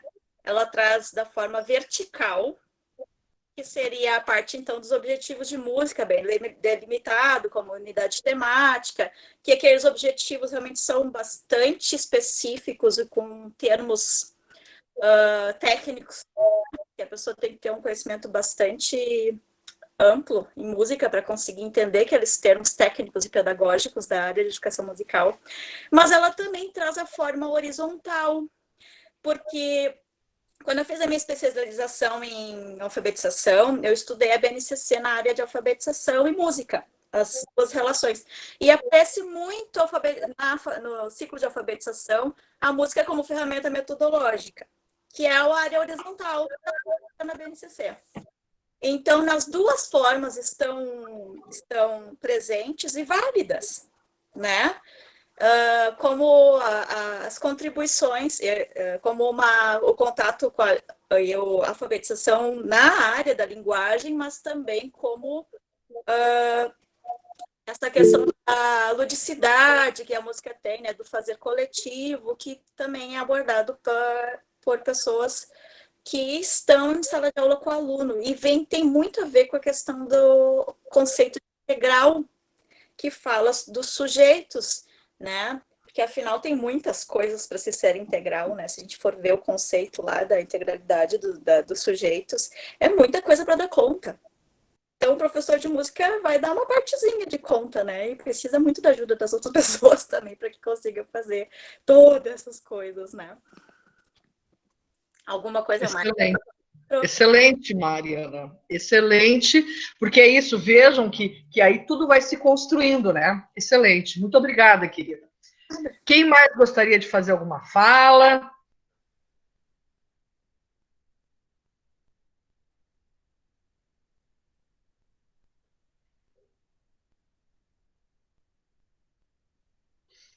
Professora? Oi, Dia. Não, eu fiz algumas anotações aqui, enquanto o pessoal estava conversando ali, que eu acho pertinente só reforçar mesmo, quando falaram muito sobre metodologia, conteúdo, né, sou professor de música, o que é o conteúdo, o que tem que ser ensinado, e a colega trouxe agora que o que tem que ensinar deve ser aprendido, também bem interessante isso. A questão seguinte é que eu penso muito sobre a questão da minha formação na licenciatura em música, e sobre as cadeiras que eu tive de práticas pedagógicas, né? Na realidade, as minhas cadeiras, analisando hoje, assim, com mais maturidade, as práticas pedagógicas, na realidade, eram mais pensamentos teóricos pedagógicos do que práticas pedagógicas em si. E o quanto isso poderia ter feito a diferença, já que o caso é que quando o licenciado tem que ir para o estágio, né, e essa semana até conversei com a minha vice-diretora sobre isso, normalmente ele acaba indo para as escolas públicas, porque a maioria das vezes, dos casos, as particulares não aceitam estagiários, né? E aonde vai ter aula de música, na maioria das vezes, que são nas particulares, daí o professor, licenciando em música, acaba tendo que fazer o seu estágio na aula de artes da pública, que às vezes são outros conteúdos, onde seria uma baita de uma oportunidade dele, na prática, vivenciar ali, né, na observação, uma aula de música, na prática, ali com as crianças, né? Então seria muito interessante isso. Em relação ao conteúdo e metodologia, eu acho que hoje, e acho que no geral, não só na nossa área, acho que na questão pedagógica em geral, tem se pensado mais mesmo na parte metodológica do que no conteúdo. O meu ponto de vista, que eu acho que eu não descarto aqui a importância e como é importante ter a metodologia, tá? Mas a metodologia sem conteúdo, ela não existe, né? Eu só posso ter metodologia daquilo que eu sei que eu vou ensinar. Então, sim, eu tenho que ter o conteúdo para me poder abordar de que forma que eu vou. Daí vai depender, existem várias questões metodológicas aí e não dá para se engessar em uma só, porque são perfis escolares diferentes, até de turma para turma, né? Mas, sim, eu penso dessa maneira que nunca se deu tanta aula e também nunca se aprendeu tão pouco, se a gente parar para pensar. É verdade. Não é verdade? É verdade. Nunca. E aí, talvez, more o nosso problema, né? Porque nunca as crianças tiveram tanto tempo dentro da escola e nunca se viu a educação, vai pegar os índices nacionais de educação e até internacionais, a gente teve tão mal. E se nós formos ver, assim, em relação a outros países, até que estão indo na contramão, às vezes acaba até ficando menos tempo na escola, mas a questão é, tá, então vamos tirar da escola. Não é isso, né? Porque são realidades completamente diferentes e eu posso entender que uma criança, às vezes, uma classe social ali, que o pai e a mãe precisam realmente estar no trabalho, não tem onde deixar, não pode contratar alguém para ficar em casa, precisa passar mais tempo na escola, e eu consigo entender perfeitamente o papel da escola em relação a isso, né? Nas questões de educação integral. Que é diferente de turno integral, né? Eu também penso isso nessas terminologias, né? Turno integral parece que tem que estar ali. Agora, se nós pensarmos com uma educação integral, que eu acho que nós deveríamos pensar, é o que tem sido feito durante todo esse tempo dentro da escola. Porque alguma coisa está errado, né? Então, eu acho que é interessante essa reflexão sobre metodologia versus conteúdo. Com certeza. E aí a gente começa a ver os problemas pelos quais a gente vem passando e isso acaba nos engolindo, né? Acaba fazendo com que a música não cumpra o seu papel, né? O ensino de música não consiga cumprir o seu papel. E aí há também essa questão, e eu gosto muito de pensar sobre isso, o que eu vou fazer na escola, na aula de música? Porque aí a gente, claro, pega todos aqueles conhecimentos, né, que é fundamental que a gente trabalhe com a cultura do aluno, né, a cultura experiencial, ou os saberes do aluno, como diria Paulo Freire, por exemplo. Isso é fundamental, mas eu tenho aquele tanto de coisas para aprender, e aí eu vou ver o quê? A melhor maneira disso acontecer. Mas não pegar a parte pelo todo. Aí é que tá. O que eu quero? Eu quero isso, mas a gente acaba focando muitas vezes em algumas estratégias ou atividades mesmo que estão desconectadas com o objetivo final do ensino, do aprendizado de música. Não sei se eu me faço entender. Acho que isso é bem importante que a gente está falando. Eu não vejo, gente, discussões sobre isso em nenhum dos congressos. Eu até estava conversando com o professor Antônio esses dias, e ele comentou também comigo sobre isso. O professor Antônio também trabalhou em sala de aula, né?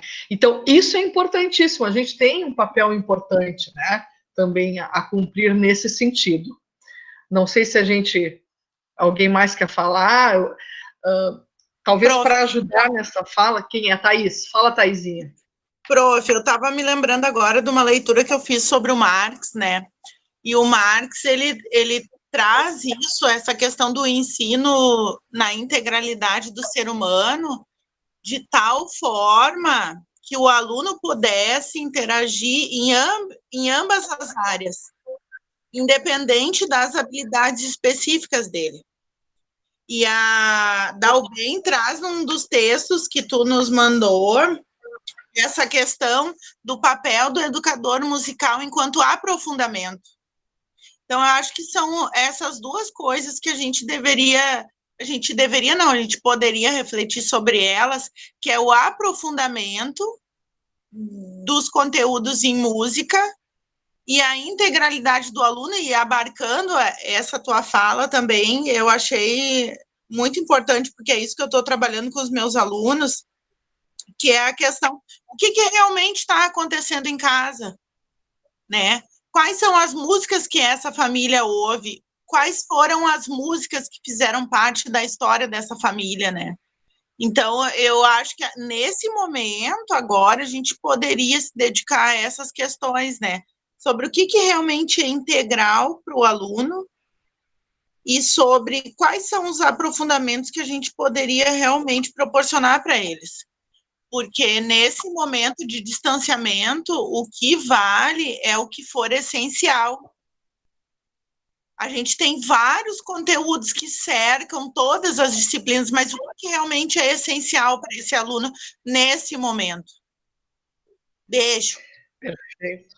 Perfeito, é isso aí, Thaís. E aí, o conteúdo não está acima da funcionalidade, da importância na vida, né? Eu acho que tu trazes isso. O que é essencial é justamente assim, vou aprender por aprender para quê? E talvez aí a gente esteja também chegando num ponto de análise que é a própria escola.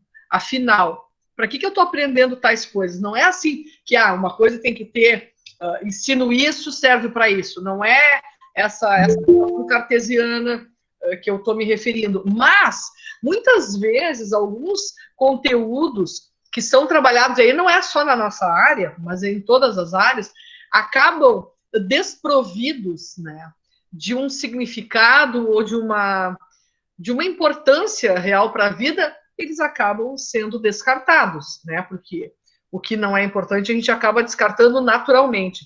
Então, isso é muito importante, essa fala que tu trazes. E aí, eu queria convidar a Tiziana, que ela fez um comentário bem interessante sobre isso, e se ela gostaria de comentar um pouquinho mais. O que a Tiziana traz para nós? Penso também que o educador tem que ter consciência do papel que ele ocupa ou do papel que ele pretende ocupar na escola. Se eu sou professora ou docente, vou utilizar a música segundo uma perspectiva. Porém, se sou professora de componente curricular específico, não posso ignorar os objetivos musicais, daí aquela abordagem vertical da BNCC que a Mariana falou. Não sei o que vocês pensam. Tu queres comentar um pouquinho, Tiziana? Acho bem importante esse comentário. Sim, prof. Na verdade, Ótimo. É isso, né? Eu acho que tu tem que ter uma consciência de onde eu estou, né? Qual que é meu lugar de fala, ou então onde eu quero chegar, né? Porque é realmente isso. Eu trabalho com, enfim, né, com um componente curricular específico, eu sou licenciada em música, mas eu não acho que eu tenho o monopólio da música na escola, sabe? Eu acho que sim, que a professora titular da turma, ela deve trabalhar música e ela vai trabalhar isso na perspectiva dela, quem sabe, como a Mariana comentou, então, de utilizar a música como uma ferramenta para alfabetização, ou utilizar a música como uma ferramenta para a integração da turma, para trabalhar algum aspecto socioemocional.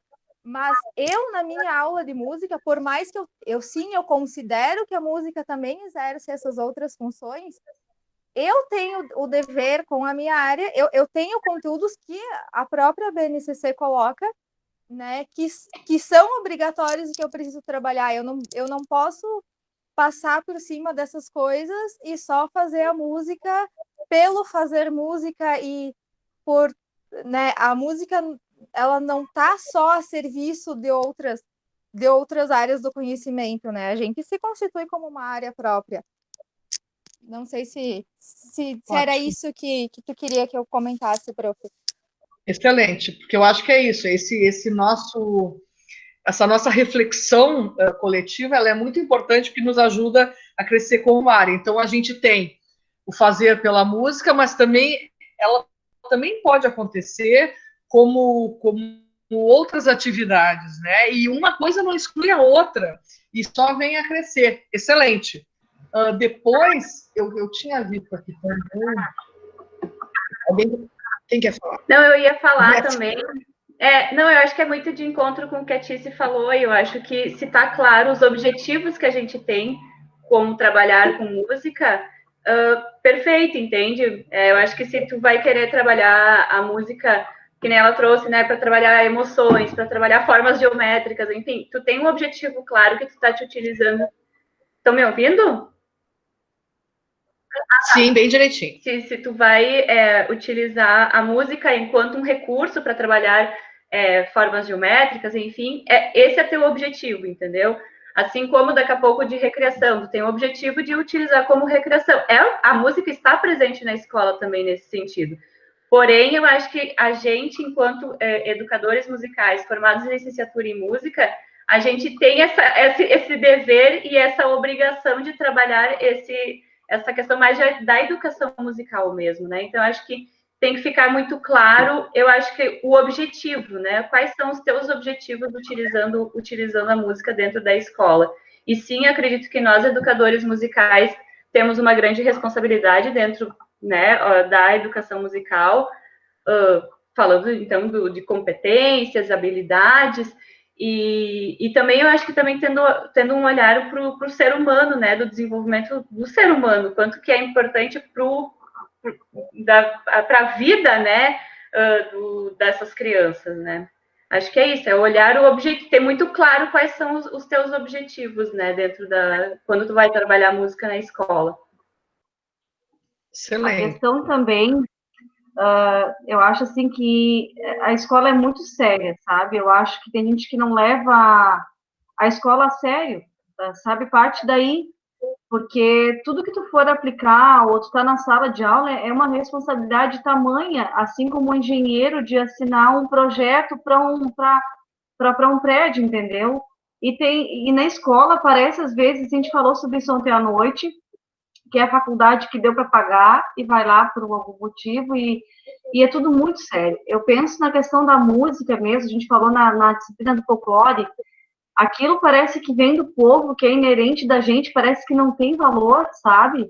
Então a música ela é uma coisa que já vem de casa, que a gente deveria contemplar, a gente sabe quanto é sério, né? Quanto tem, assim, a questão científica, né, que vem do Kramer ali, que fala das relações, meu Deus, o relacionamento da mãe com o filho, desde que nasce, é muito pelo canto, pela música, e não sei, parece que na escola isso não é científico, parece que não pode, que não é, então acho assim que a gente tem mesmo que estar aqui fazendo a diferença, estar buscando conhecimento, eu acho que tudo vai agregar, eu sou de outra área, e eu amo arte, sempre gostei, e eu acho que eu vou ser mais inspiradora, eu vou ser mais motivada, eu vou trazer mais conteúdo para os meus alunos, eu vou ter mais sobre o que conversar, e acho que a gente está no caminho certo, tem que estar aqui estudando mesmo, buscar conhecimento, para a gente ser melhor e levar muito a sério o que a gente faz, é muito sério o que a gente faz.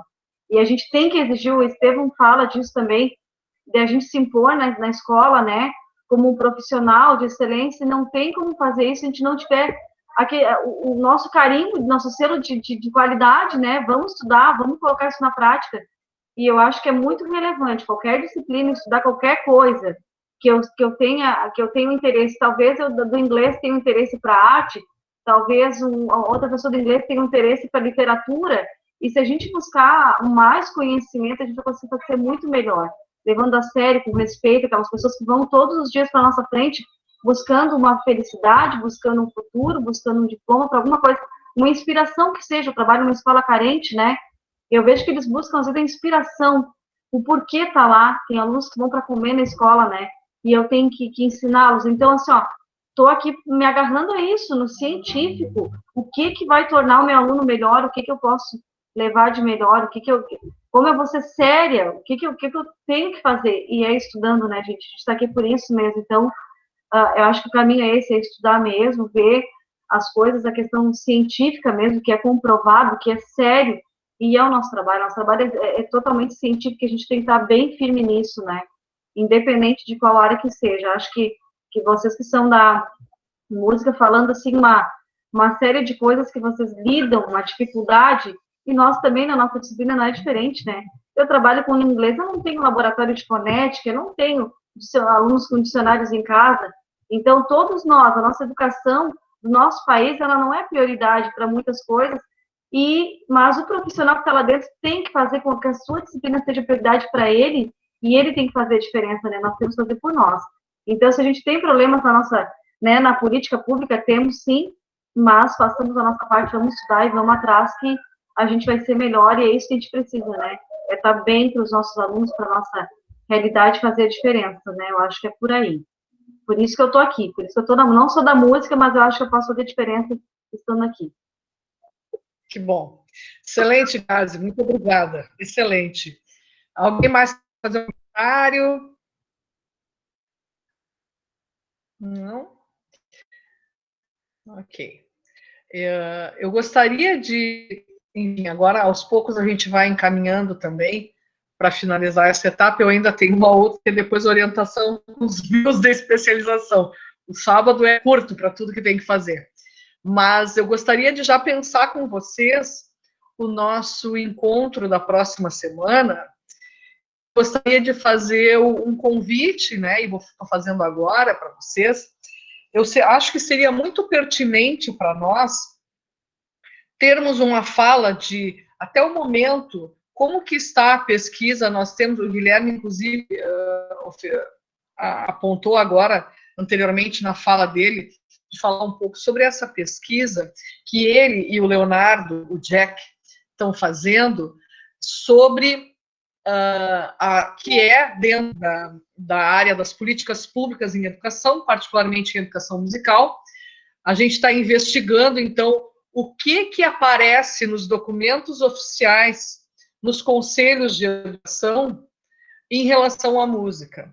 Essa é uma pesquisa que ninguém fez ainda, e que há algum tempo eu me deparei com isso por conta de uma participação minha no Conselho Municipal de Educação de Porto Alegre, e acho que também é uma forma de atuação.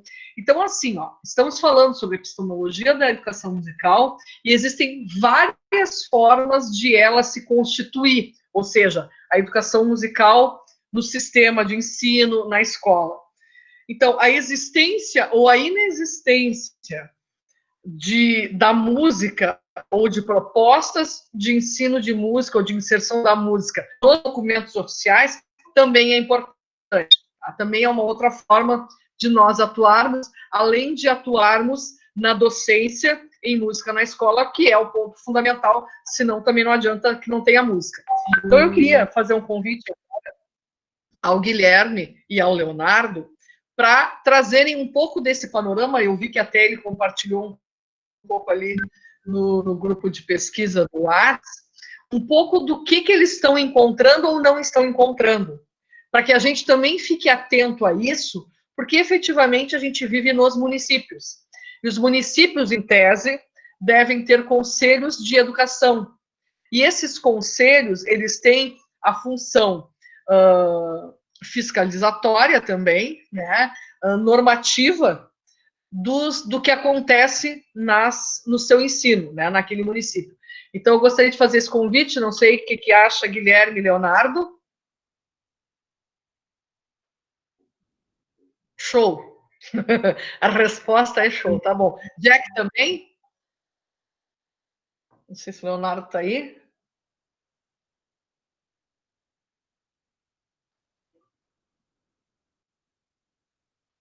Tá, acho que o Leonardo caiu. Mas, enfim.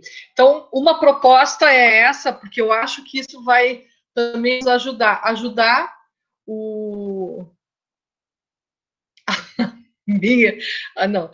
Cada coisa que está acontecendo nessa pandemia, ela está vendo Netflix, a vizinha do Guilherme, e aí a internet é compartilhada. Tá bom.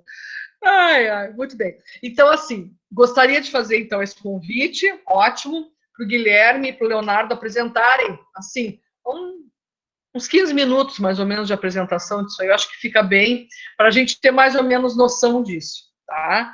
É um outro viés para a gente estar sabendo, estar acompanhando. Fora o convite para o Guilherme e para o Leonardo, eu gostaria também de fazer o convite para os colegas da especialização começarem a compartilhar as suas ideias de pesquisa, tá? Não sei se alguém gostaria já na semana que vem de apresentar. Apresentar, e na verdade é assim, né, gente? Nós estamos... Isso é informal aqui, a gente está compartilhando com os colegas do nosso grupo de pesquisa para poder trabalhar nesse sentido. Alguém gostaria de apresentar semana que vem? Querem que eu sugira?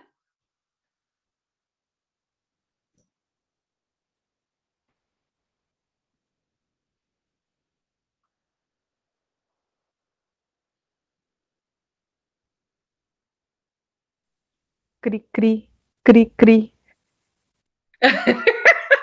Carol, quer? Ela abriu o microfone, coitada da voz. Foi um grilo.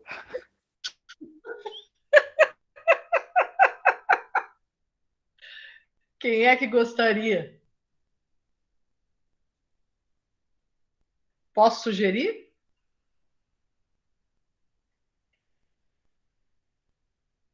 Ariel, como é que tu tá? Prof, eu ia dizer que eu prefiro não falar agora porque eu preciso reformular muito do meu projeto. Devido a toda a história do coronavírus aí, eu vou ter que reformular muita coisa. Então eu preciso de um tempo ainda para falar sobre alguma coisa mais concreta. Tá bem. Tu tá com o Augusto, né? Augusto. Uhum. Tá. Tu tá em contato com ele, Ariel? Vou dizer que vou ser sincero, prof, tô com um pouco contato, mas eu vou retomar agora, porque como as coisas estão se retomando, eu tô começando a trabalhar de novo, tá? Então, mais ou menos nesse sentido. Ariel, tu tá em São Leopoldo? São Leopoldo, prof. Mas eu trabalho na rede privada, né? Não E nada acontece lá? No quê, prof? Como assim? Nem na rede privada? Não tem nada, porque o Estevão tá quase louco de tanto trabalhar. Sim. Não, na rede privada. Lá no Rosário. E você lá não? Não, na rede privada. Tá acontecendo. Semana que vem já a gente já vai começar a dar aulas via tipo, que nem a gente está fazendo agora. E estão dizendo que talvez a gente vá começar também a dar aulas em sala de aula mesmo. E, tipo, vão ter uns planos de organização, assim, para ter menos alunos em turma. Eu não sei se vai rolar isso. É uma coisa que está acontecendo, é um debate. E eu tô meio preocupado com isso, mas na rede pública a mãe trabalha, né? E a mãe não, que nem a Carol falou ali, não tá acontecendo nada na rede pública. Estão tentando achar, né, planos assim para poder começar as aulas, mas tá bem difícil, assim, não tem um horizonte, sabe? Eu acho que presencialmente, também acho que não. Deus o livre. livre. Imagina. Não, acho que não. Tá bem. Deixa eu ver. Alguém gostaria? Mas, gente, não é assim para estar pronto o negócio, tá? Já sei. Bárbara, coitada, tá me ouvindo?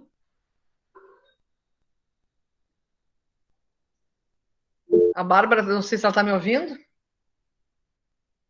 Beleza. Oi, tô ouvindo. Bárbara, quem sabe Oi, amor. tô ouvindo. Quem sabe a gente fala um pouquinho sobre. Tá bem. O que tu acha da gente falar um pouquinho sobre a pesquisa no sábado que vem? Vamos? Tá, vamos. A proposta, né? Tá. O que tu tá acha? bem inicial, mas vamos lá. Vamos Vamos. Sim, é o projeto que a gente vai apresentar. Sim. Com certeza. Aí a gente combina durante a semana, tá? Tá, pode ser. A gente prepara junto. Tá. Tá, joia. E eu acho que aí, então tá, deixamos esses dois. Se alguém mais não se sente muito bem. E aí, assim, nos próximos encontros, então, a gente vai ter o pessoal da especialização apresentando. E aí, o que eu quero dizer para vocês, quem é, enfim, do grupo de pesquisa e tal? A ideia é a gente poder ajudar, tá? É isso, e sempre vai ser isso, tá? Em todo momento. Aqui é informal, a gente quer ajudar o pessoal para que fique mais, vocês consigam refletir mais, e várias cabecinhas pensando sobre uma coisa é muito melhor, que podem nos dar sugestões que a gente não tinha pensado. É esse o objetivo, tá? Esse é o objetivo de grupo de pesquisa, a gente partilhar as pesquisas da gente, tá bom? Então, ficamos para a semana que vem com esses dois trabalhos, que são dois trabalhos de iniciação científica na graduação, tá? O trabalho do Guilherme e do Leonardo a gente já está finalizando, e o trabalho da Bárbara está iniciando. Então, é interessante que a gente vê dois polos, né, desse trabalho aí, então, para a gente poder continuar nos nossos trabalhos de pesquisa. Gostaria de fazer uma pergunta para vocês. Primeiro dizer assim, ó, vocês observam que o encontro de hoje, ele foi um encontro em que eu trouxe alguns elementos, mas o objetivo foi que vocês pudessem... Ai, que amor! Oi! Maravilhas da pandemia. É a presença da família junto. Outro dia eu vou trazer minha cadela, então, também, para participar das reuniões. Hoje foram uns anjos, não incomodaram nada. Primeira vez que veio um aqui, eu até fui me dar uma olhada uma hora, disse, não, tá muito silêncio, tem algo. Na outra vez foi o álcool gel, que eles viraram todo no cabelo, vou botar gel, né? Hoje foi perfeito. Estão ali, nossa senhora, graças a Deus. Maravilha, muito bom. Nós vamos ter que depois escrever um artigo sobre as reuniões na pandemia e a família. Mas, enfim, hoje eu trouxe para nós, então, assim, alguns elementos para que nós pudéssemos refletir. Eu também vou trazer mais isso, porque essa é a ideia, não é a ideia de trazer aqui um palestrante, a gente ouvir, fazer umas perguntas e deu. Não, é a ideia de nós construirmos juntos o nosso conhecimento e crescermos como grupo, né? Não é o que eu penso que tem que prevalecer absolutamente, mas é o que cada um está trazendo, e essa diversidade ela é fundamental. Ninguém tem que concordar, tá? É uma coisa que eu falo para o Estevão, para a Fábio também, para a Daniele, para os meus orientandos. É isso que a gente precisa desenvolver o pensamento da gente, porque terminou o mestrado, Lúcia, que bom, terminou o mestrado, doutorado, enfim, vocês são seres pensantes que vão formar os seus grupos de pesquisa também. Não me larguem, por favor, eu quero vocês sempre comigo, mas também vão criar os seus grupos, certo? Então, esse foi o objetivo de hoje, nós refletirmos a partir de uma temática, que é uma temática candente para nós, e a gente desenvolver esse raciocínio aí para todos nós, certo? Lúcia, mostra aí o livro. Que bom. O livro do Pérez Gomes, que a gente está fazendo, então, um trabalho de pesquisa, e até quero depois explicar para... Ai, que ótimo. Ao certificado. Muito bem. Eu quero trazer para vocês, a gente criou tem um GT que eu estou submetendo, que é um GT que vai tratar sobre as artes e as mídias digitais, a questão digital. Eu estou trabalhando, então, eu, professor Antônio, professor Augusto e o Lucas. E em sendo aprovado esse GT, só não vou falar ainda antes, para, né, vamos esperar ser aprovado. Aí é com publicação, tá? Então é um GT que vai chamar pesquisadores para submeter trabalhos, e esses trabalhos, acho que são cerca de 20, depois geram uma publicação. E é bem dentro dessa temática, e eu estou falando disso porque a Lúcia mostrou o livro do Pérez Gomes, na questão da educação musical, das mídias digitais, mas ali eu abri um GT para as artes como um todo. e esse momento da pandemia. Então, a gente está tratando desse tema atualíssimo. O que está se fazendo nesse sentido? Então, aguardem cenas dos próximos capítulos. Então, eu me despeço aqui de vocês, ficarei só com os meus orientandos da especialização agora, e se alguém quiser fazer alguma fala, alguma reclamação, enfim, está aberto para vocês.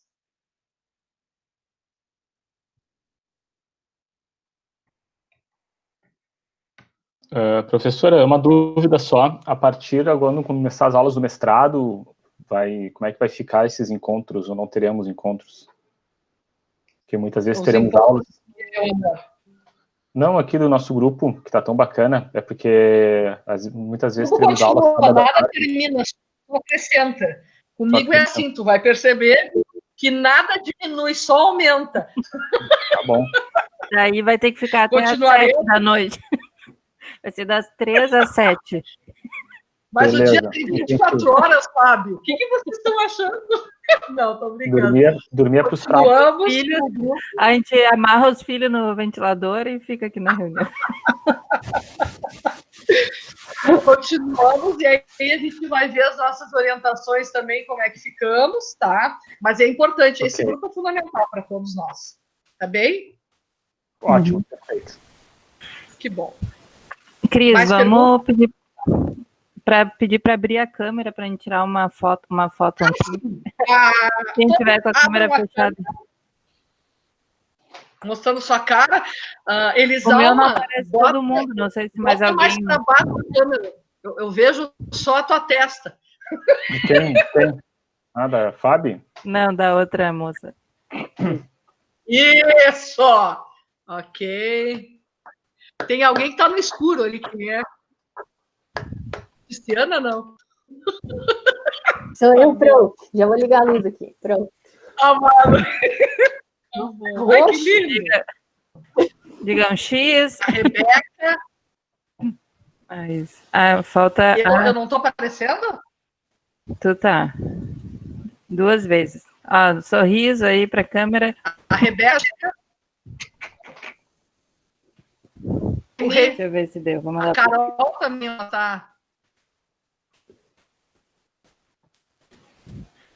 O meu aparece fileira de 4 pessoas. Não sei se alguém tem aquele que aparece mais.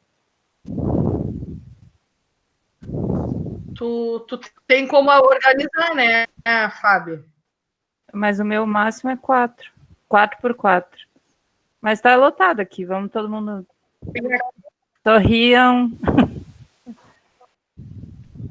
Deu, mandei para a Cris já. Dela compartilha. Ótimo. Que bom. Então, muito obrigada pela presença de vocês.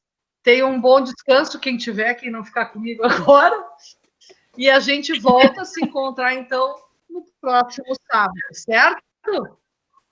Tchauzinho! Tchau.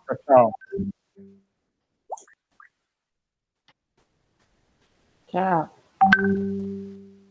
Tchau.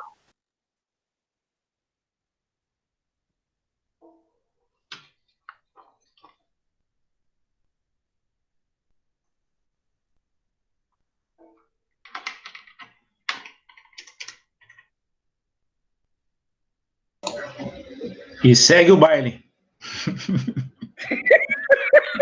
Segue o baile. Uma pausa para tomar uma Pepsi, comer um pastel e... Agora sim, né? Pô, tu tem pastel para comer? Eu não tenho. Não, no baile tinha. A volta diz que não foi. Ó, o Rodrigo apareceu. Tá bom. Aprendi mais hoje do que indo para